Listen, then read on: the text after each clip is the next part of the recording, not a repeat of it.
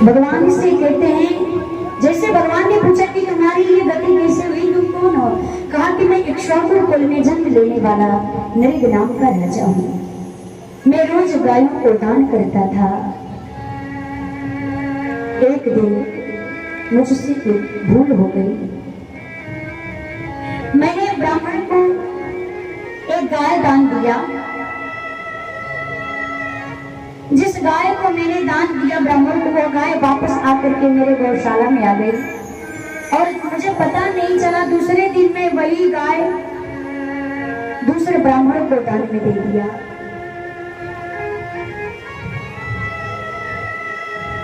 और जब दूसरे ब्राह्मण को वही गाय मैंने दान में दे दिया,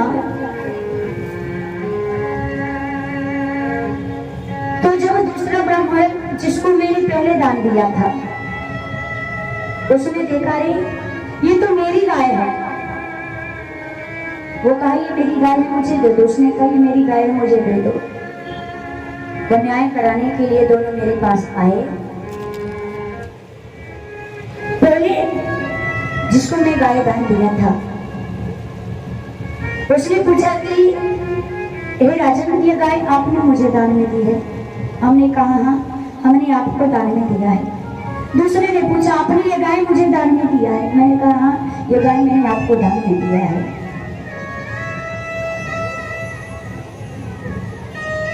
वो कहा ये गाय हमारी है, वो कहा कि ये गाय हमारी है।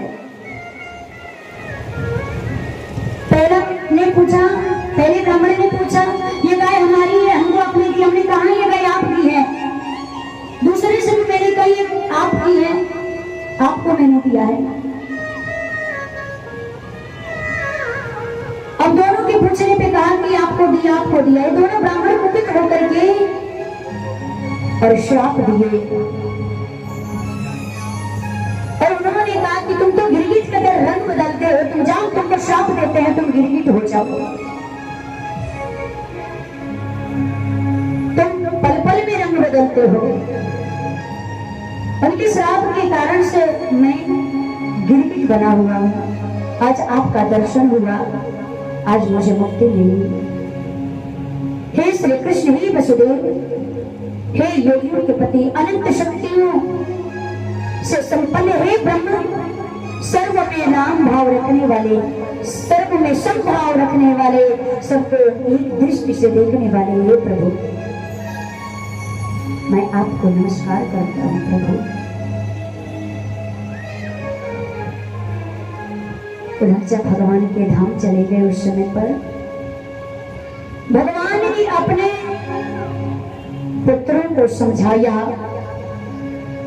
कि देखो राजा ने ये गलती अनजाने में कर दिया, अनजाने में उससे गलती हो गई, अनजाने में भूल हो गई, तो वो गिरगिट बन गया।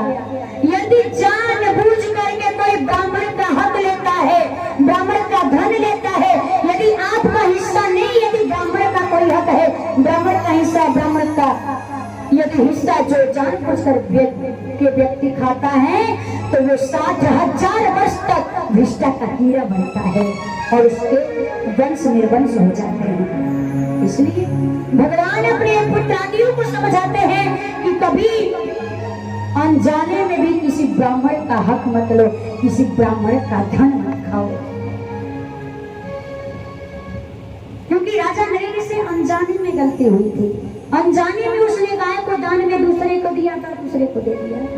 जानबूझ करके आप यदि ब्राह्मण का हक ले लेते हो, ब्राह्मण का धन खा लेते हो, तो आपका जीवन में कभी कल्याण होने वाला है नहीं। चाहे तुम कितना बड़ा कार्य कर लो, कितना दान पुण्य कर लो, कितना बड़ा यज्ञ अनुष्ठान करवा लो, फिर भी तुम्हारा कल्याण होने वाला नहीं है। आज भगवान अपने पुत्रादियों को समझाते हैं कि हे राजन, श्री सुखदेव जी महाराज कहते हैं कि एक दिन बलदेव जी का ब्रज में आगमन हुआ। माँ यशोदा बाबानंद से मिलते हैं। एक पुंडरीक नाम का राजा था, वो अपने आप को विष्णु कहता था। भगवान ने उसका उद्धार किया और एक बीज नाम का उसी का सखा था, उसका भी उद्धार कर दिया। एक दिन जरासंध के राज्य में एक दूत पत्रिका लेकर के आया कि भगवान उस पत्रिका को पढ़ते ही जरासंध के पास पहुंचते हैं। जो 20,000 योद्धाओं को वो बंदी बना करके रखा था, भगवान उन्हें मुक्त कराने के लिए हस्तिनापुर आए और अर्जुन व भीम को साथ में लेकर के एक ब्राह्मण का वेश धारण करके पहुंचते हैं और जरासंध से भगवान ने भिक्षा मांगी, युद्ध की। जरासंध ने कहा कि ब्राह्मण के वेश में आप कौन हो? तो भगवान ने कहा कि मैं कृष्ण हूँ। ये बताओ तुम तीनों में युद्ध किसके साथ में करना चाहते हो? जरासंध ने कहा कृष्ण तुम रण छोड़ो, मैं तुम्हारे साथ में युद्ध कर नहीं सकता और अर्जुन मेरे समान योद्धा नहीं है, वो दुबला पतला है, उससे भी मैं युद्ध नहीं करूंगा। परंतु भीमस्तुल्य बलोमम, भीम मेरे समान योद्धा जरूर है, मैं भीम के साथ में युद्ध करूंगा। भीम के साथ में युद्ध छिड़ गई, युद्ध करने लगा। 27 दिन तक युद्ध चलता रहा। 28वें दिन भगवान ने भीम से कहा आज तुम मेरे बल से युद्ध करो। 28वें दिन भगवान ने एक तिनके को लिया, तिनके को बीच से चीर दिया और दोनों तरफ फेंक दिया।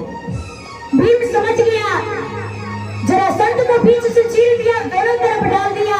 फिर से भीम जरासंध जुड़ गया, उसकी मृत्यु नहीं हुई। और भगवान ने फिर से एक तिनका लिया और तिनके को बीच से चीर करके पूरब का पश्चिम और पश्चिम का पूरब डाल दिया, जिसके कारण वो भीम ने जरासंध को चीरा और पूरब का पश्चिम, पश्चिम का पूरब डाल दिया, जिसके कारण जरासंध जुड़ नहीं पाया और उसी समय जरासंध का प्राणांत हो गया। जो 20,000 योद्धा राजा थे उस बंधन से मुक्त करा करके भगवान लेकर के आए। उन्होंने प्रार्थना किया कृष्णाय वासुदेवाय हरे परमात्मने प्रणक्लेशनाशाय गोविंदाय नमो नमः। ये जो श्लोक है श्रीमद् भागवत महापुराण में 10वें स्कंद के 73 अध्याय का 16वां नंबर श्लोक है ये। यदि आपको जीवन में कितना भी संकट है, कितना भी क्लेश है, दुख है, यदि इस श्लोक का जप करते हैं आप तो आपके जीवन से क्लेश समाप्त हो जाएगा, क्लेशों का नाश हो जाता है। भगवान सब पे कृपा करके पुनः हस्तिनापुर लौट करके आए। भैया आवाज बढ़ाइए। हस्तिनापुर में यज्ञ आरंभ हुआ। भोजन परोसने का काम द्रौपदी को दे दिया गया। भीम भोजन कराने लगे। दुर्योधन कोषाध्यक्ष बने और कर्ण को दान देने के लिए कह दिया गया और आए हुए अतिथियों का स्वागत भगवान करने लगे। अब प्रस्ताव आया कि प्रथम पूजा किसकी होगी? पांडवों ने कहा कि प्रथम पूजा भक्त श्री कृष्ण की होगी। यह बात शिशुपाल ने सुनी। शिशुपाल सुनते ही भगवान को गालियां देने लगा। इतनी गालियां दिया, इतनी गालियां दिया, क्योंकि शिशुपाल का जब जन्म हुआ था तो उसकी मां को विदित हो गया था कि कृष्ण के हाथों से इसकी मृत्यु होगी। शिशुपाल ने भगवान को खूब गालियां दिया। भगवान सुनते रहे। भगवान ने कहा कोई बात नहीं, मैं गालियां सुन रहा हूं। भगवान 100 गालियां तक माफ करते हैं। भगवान ने कहा मैं 100 गालियां माफ करूंगा, 100 से एक भी अधिक होगा तो मैं तुम्हें छोड़ूंगा नहीं। जैसे 101 गाली पूरी हुई, भगवान ने सुदर्शन चक्र उठाया और सिर से धड़ को अलग कर दिया। शिशुपाल का वध कर दिए। एक ज्योति निकली और भगवान में समाहित हो गया। भगवान ने जब शिशुपाल का वध किए तो सुदर्शन चक्र से भगवान की उंगली कट गई। भगवान की उंगली से रुधिर निकलने लगा। जब भगवान की उंगली से खून निकला तो रानियां विचलित हो गई।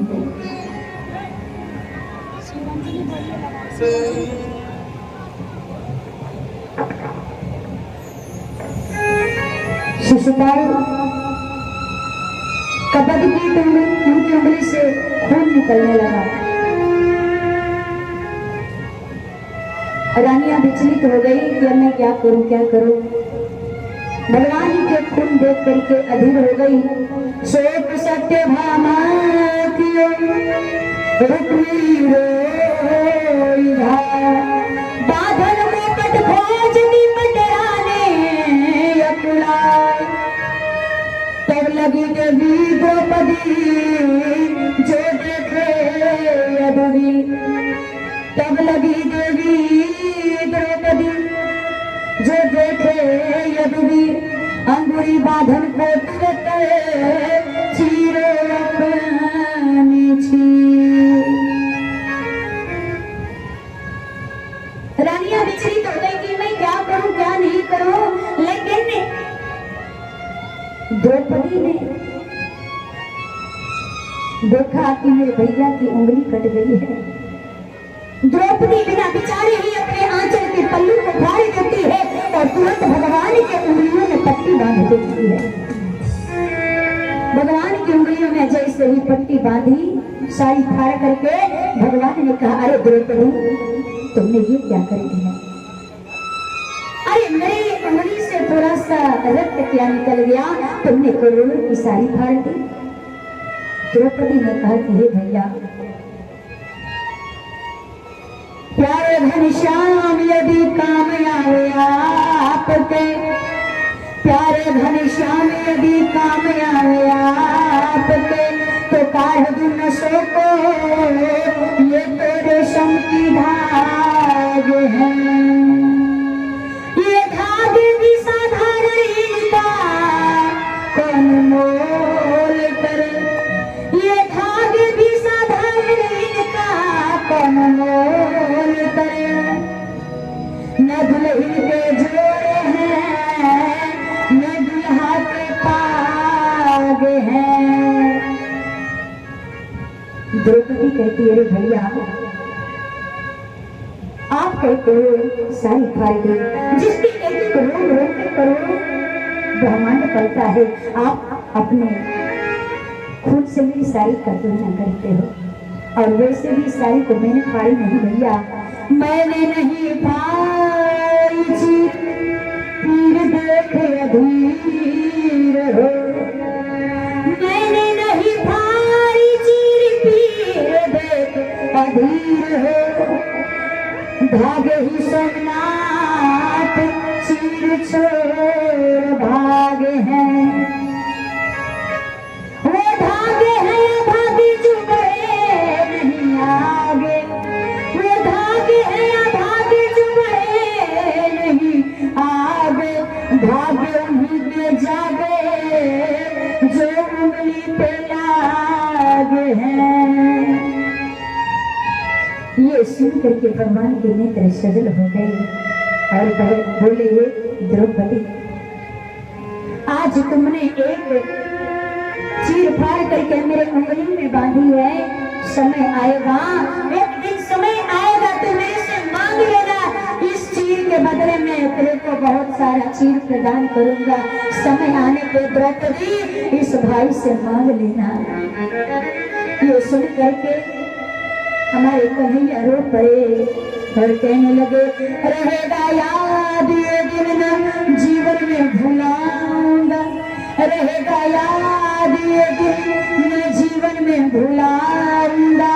समय पर देखना द्रौपदी मैं तुम्हारे काम आऊंगा। द्रौपदी समय आने पर मैं काम आऊंगा इस बहन की। पांडवों के हस्तिनापुर छोड़ने के बाद उन्होंने इंद्रप्रस्थ नाम के एक बड़े सुंदर राज्य की स्थापना की। जब वहां महाराज युधिष्ठिर ने राजसूय यज्ञ का आयोजन किया तो सभी राजाओं को आमंत्रित किया। निश्चित बात तो ये है कि उन्होंने अपने प्रिय अनुज हस्तिनापुर के युवराज दुर्योधन को उस यज्ञ में बुलवाया खास करके, और दुर्योधन उस विराट वैभव को देख करके चकित हो गया। उस भव्यता दिव्यता नव्यता को देख करके चकित हो गया।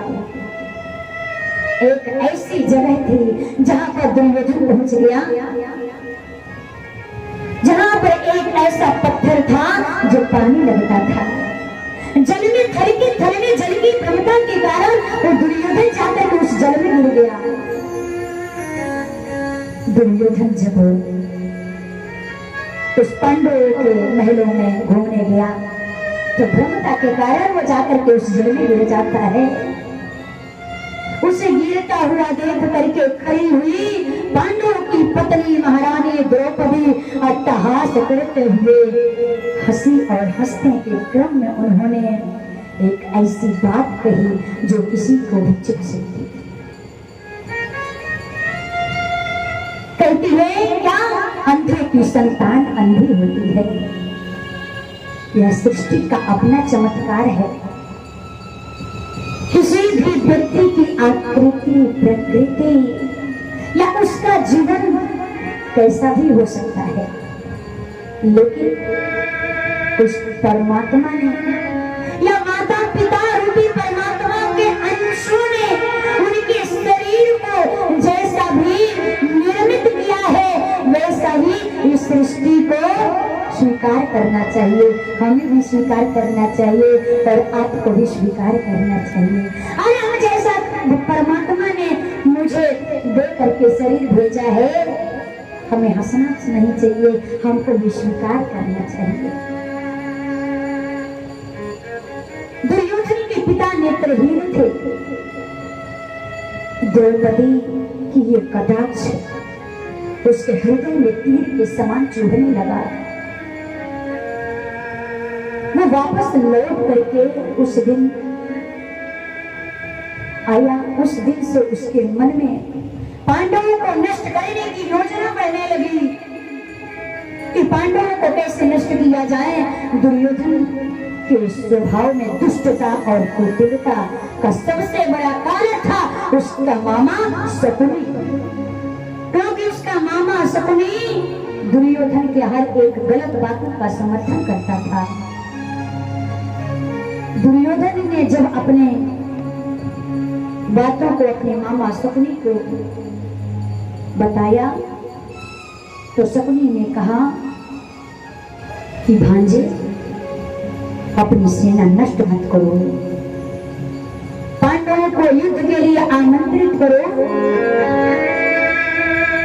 जुए के लिए आमंत्रित करो और उन्हें प्रलोभन दो, और मैं अपने इस सिद्ध पासों से निपटा लूंगा।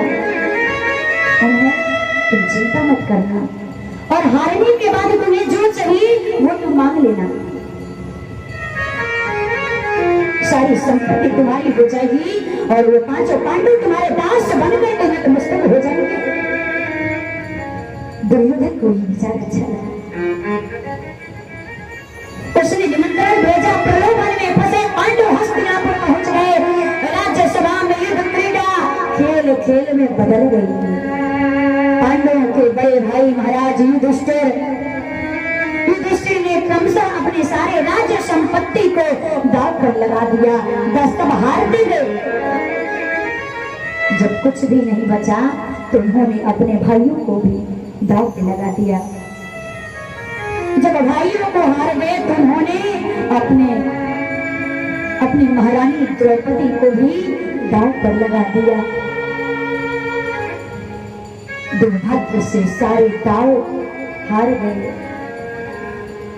और महारानी द्रौपदी जुए में हार कर अपनी उसकी दासी बन गई जाकर के। दुर्योधन को वो अपमान याद आया जो उसका हस्तिनापुर से बाहर इंद्रप्रस्थ राज्य भवन में हुआ था। क्या? अंधे का पुत्र अंधा, प्रतिशोध की तामस अग्नि में झुलस रही दुर्योधन ने मर्यादा की रेखाओं को पार करते हुए पांडव नतसिर बैठे हुए हैं। दुर्योधन ने दुशासन को आदेश दिया कि उस अहंकारी द्रौपदी को घसीटते हुए इस बड़ी सभा में, इस राज्य सभा में मेरे सन्मुख उपस्थित किया जाए।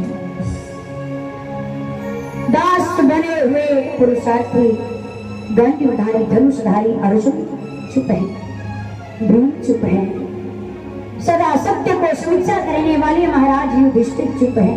प्रतिशोध की अग्नि में जल रहे दुर्योधन ने द्रौपदी को सबके सामने उसी राज्य में निर्वस्त्र करने का निर्णय दे दिया। दासी बनी द्रौपदी अपनी लज्जा के लिए सबको पुकारती रही। आज केशव पकड़ करके लेकर के आया।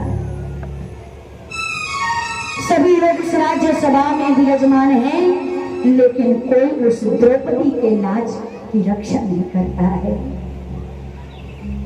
द्रौपदी आज सबको पुकारती है। उसने विदुर जी को पुकारा, अपने 5 पतियों को पुकारा। अंततः हस्तिनापुर के सिंहासन में बैठे हुए राज्य सत्ता तो वे मेहमनी लोगों पे कोई असर नहीं पड़ा। जो गुरु द्रोणाचार्य, गुरु कृपाचार्य और पितामह भीष्म कहलाते थे, पर इन महत्वपूर्ण लोगों पर कोई असर नहीं पड़ा। असर क्यों नहीं पड़ा? क्योंकि जितने लोग भी वहां पर बैठे हुए थे, सबने दुर्योधन के कुधान्य अन्न को खाया था। इसलिए कहा जाता है कि जैसा खाओ अन्न वैसा हुए मन। दुर्योधन के कुधान्य अन्न खाने से सबकी बुद्धि भ्रष्ट हो गई थी। इसलिए दुशासन बड़ी सभा में द्रौपदी के केसों को पकड़ करके घसीटते हुए लेकर के आया। द्रौपदी अपनी रक्षा के लिए सबको पुकारती रही। धृतराष्ट्र की ओर देखती है, कभी पितामह की ओर देखती है, भीष्म की ओर देखती है, कभी द्रोण की ओर देखती है, कुलगुरु कृपाचार्य की ओर देखती है, कभी 5 पतियों की ओर देखती है। जब किसी से रक्षा की आस नहीं दिखती तो द्रौपदी विकल हो गई कि आज एक अबला की, एक स्त्री की रक्षा कोई नहीं कर पा रहा है। द्रौपदी का जब किसी ने सहायता नहीं किया, तब जा करके द्रौपदी अपने भाई उस कृष्ण को पुकारती है और उस कृष्ण को याद करती है। उस कृष्ण को याद करके द्रौपदी फुट फुट करके रोने लगी। हे कृष्ण द्वारिकावासी, देव देव जगतपते, हे कृष्ण मेरी रक्षा करो,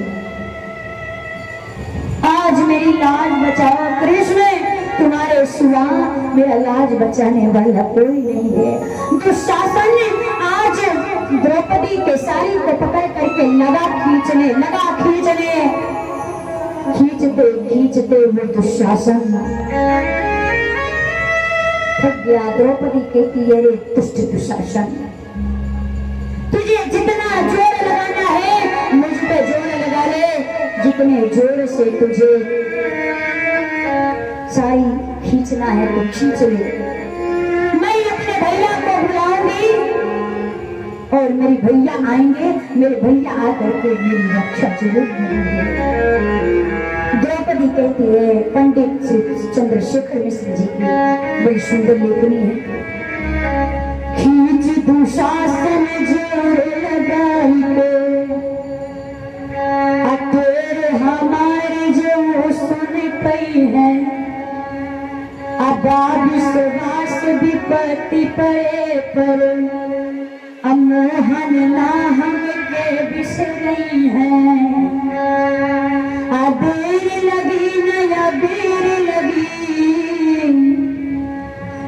नाही नायस धावल आई है आ भौजी के गोद में हुई है तब अमर तेरी सुनी फिर ना रही गई है। द्रौपदी कहती है कि वो मेरे भाई मेरी टेर सुन करके वो जरूर आएंगे और उस कन्हैया से कहती है कि भैया यदि तुम नहीं आओगे तो फिर समझ लेना गाढ़े में जो बिसरी बहरी तब जात हो से हम बोलब नहीं आ तू बहिना बहिना कहता पर नाटक वो हम जोड़ब नहीं। और इतना ही नहीं कहती हैं यदि श्रावण मास में रक्षाबंधन के दिन तुम आओगे हमसे राखी बंधवाने के लिए पुरुष में यदि खिचड़ी लेकर के आओगे मेरे लिए जो कुछ भी लेकर के आओगे वो सर जाएगा लेकिन मैं वो फूल कभी नहीं देखूंगी। सावन में तो है बांध बर चरई कब ताल में हम हूँ गोरब नहीं अपूस में जो खिचड़ी लेके भल सर जाई मुँह गोलब नहीं। और जब तक कन्हैया सुनते हैं कि तीनों में यहाँ होड़ मचती है कन्हैया ने सोचा कि हम सबसे पहले किसको भेजें। सबसे तेज गरुड़ जी महाराज चलते हैं तीन विमान उड़े नभ में अगवा तीन विमान उड़े नभ में अगवा। देखिए जो तीनों ये थे भगवान की सारी गरुड़ जी महाराज और भगवान ने पहले गरुड़ जी से भी तेज सबसे पहले उन्होंने अपने सारी को भेजा कि सबसे पहले मैं चीर को आगे दौड़ा रहा हूँ जिससे मेरी बहन की इलाज होगी। अब यहाँ देखिए कहते हैं तीन विमान उड़े नभ में अगवाई है होड़ लगाई आगे से चीर बढ़े नभ में ओकरी पिछवा दौड़े मुरारी अयाज कन्हैया भागे इतना। आज मेरे कन्हैया इतने जोर से भाग रहे हैं कि वो मार्ग में कहीं रुकते नहीं हैं। धूप लग रहा है घाम लग रहा है लेकिन वो कहीं रुक करके पानी तक नहीं पीते हैं। आज कन्हैया भागे इतना उनका के कुछ पौले हुरगारी आई सभा में आकाश से कान्हा तीनों में होड़ मची है। और कि आगे कौन जाएगा जब साड़ी खींचते खींचते साड़ी घटा नहीं तो द्रौपदी कहती है